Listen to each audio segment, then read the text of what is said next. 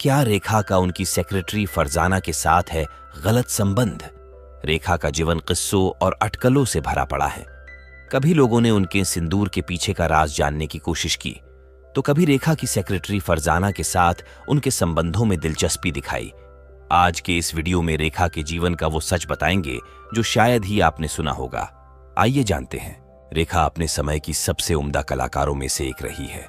उन्हें किसी पहचान की जरूरत नहीं, उनका तो नाम ही काफी है, क्योंकि उनके जैसा इंडस्ट्री में शायद ही कोई हुआ है। वो आंखें, वो आवाज, वो नजाकत, वो अदाएं, मतलब सिर से पांव तक एकदम सिल्क और बनारसी साड़ी में लिपटी हुई रेखा।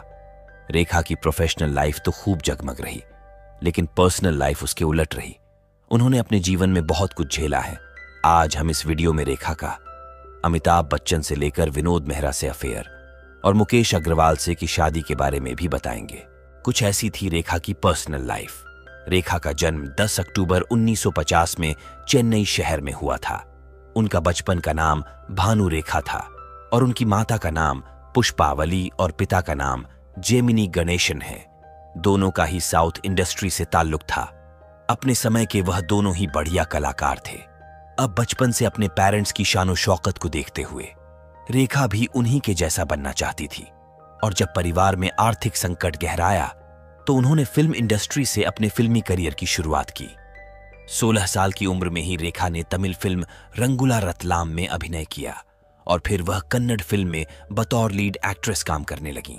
इसके बाद 1969 में रेखा ने अनजाना सफर से बॉलीवुड में एंट्री की।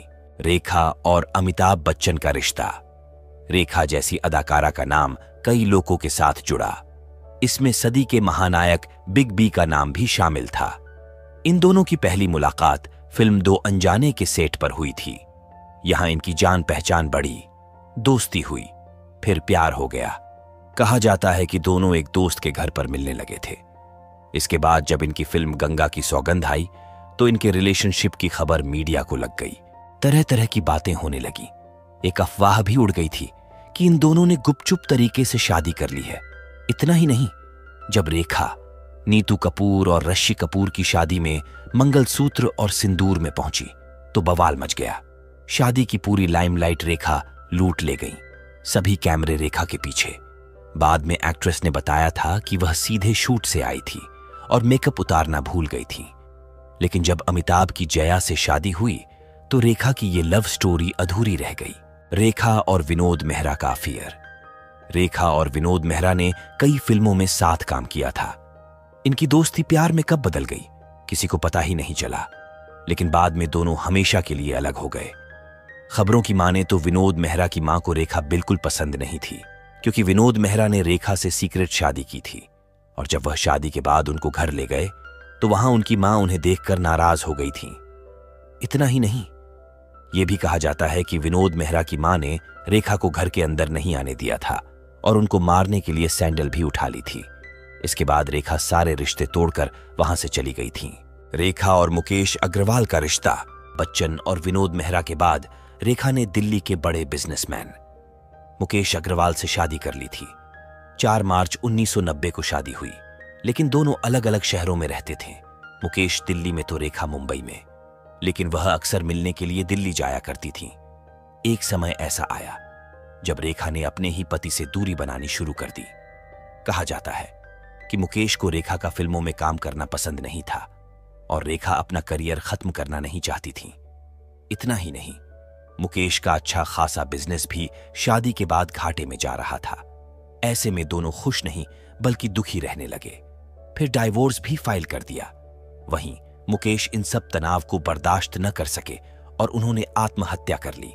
रेखा और फरजाना का रिश्ता।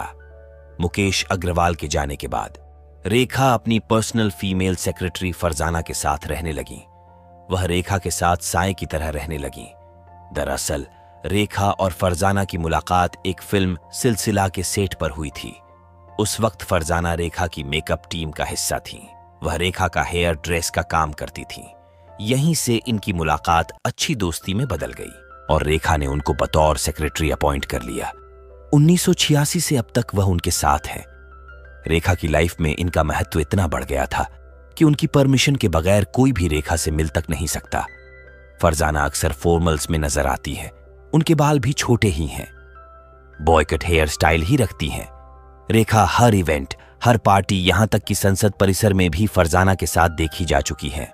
रेखा की जेठानी ने जब फरजाना को लेकर कही ये बात, रेखा की जेठानी यानी मुकेश अग्रवाल की भाभी ने फरजाना और रेखा के रिश्ते को लेकर बहुत बड़ी बात कही थी। उनके मुताबिक रेखा और फरजाना के बीच कुछ अलग ही चल रहा था।